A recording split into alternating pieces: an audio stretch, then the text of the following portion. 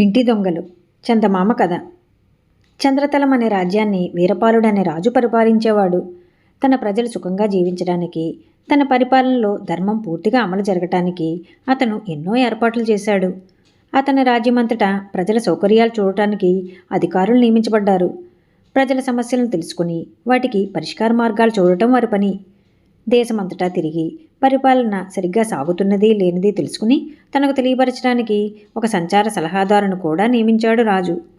సంచార సలహాదారు రాజ్యంలోని వేరువేరు ప్రాంతాల్లో పర్యటించి వచ్చి తాను చూసిన ప్రాంతం సకల సంపదలతోనూ సౌభాగ్యాలతోనూ తొలుతూగుతూ ఉన్నట్లు, రాజుగారు కోరినట్టే అక్షరాల ప్రజాపాలన సాగుతూ ఉన్నట్టు చెప్పేవాడు.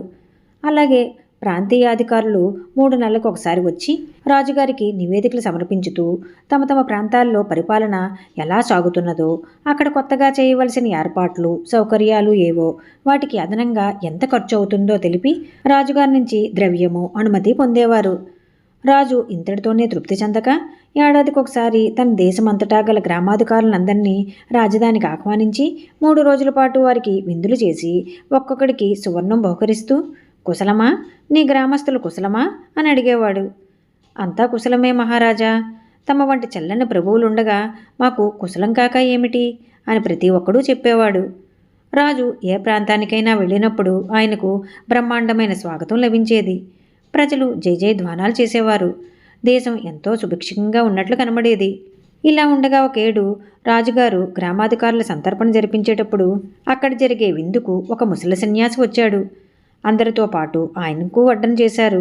కానీ ఆ సన్యాసి తన ముందున్న విస్తరి ఆకులో వడ్డించిన పదార్థాలన్నిటినీ నేల మీదకి తోసేసి ఆకు కంటిన పదార్థాలను నాకి చప్పరించాడు. భోంచేస్తున్న వారందరూ సన్యాసిని వింతగా చూశారు. విస్తరి చినిగిందాకా అలా చేసి సన్యాసి లేచిపోయాడు. ఈ సంగతి రాజుకు తెలిసి సన్యాసిని పిలిపించి, భోజనానికని వచ్చి భోజనం చేయకుండానే వెళ్ళిపోతున్నారేం? ఇలా చేయటం నన్ను అవమానించడానికా, మరేదైనా కారణం ఉన్నదా అని అడిగాడు. ఇందులో మీకు అవమానం ఏమీ లేదు. నేను దేశాలన్నీ చుట్టి ఇక్కడికి వచ్చాను.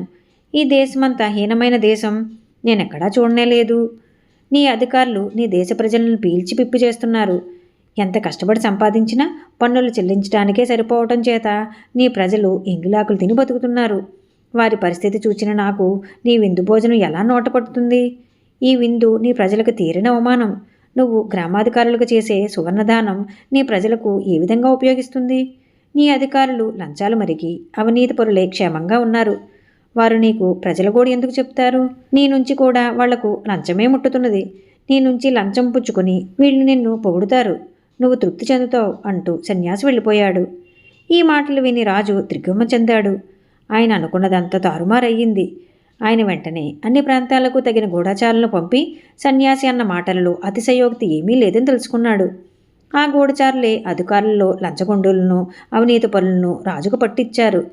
సంచార సలహాదారు అందరినీ మించిన అవినీతి పరుడని, అతను ఆ ఉద్యోగంలో అంతులేని ధనం పోగు చేశాడని స్పష్టమైంది.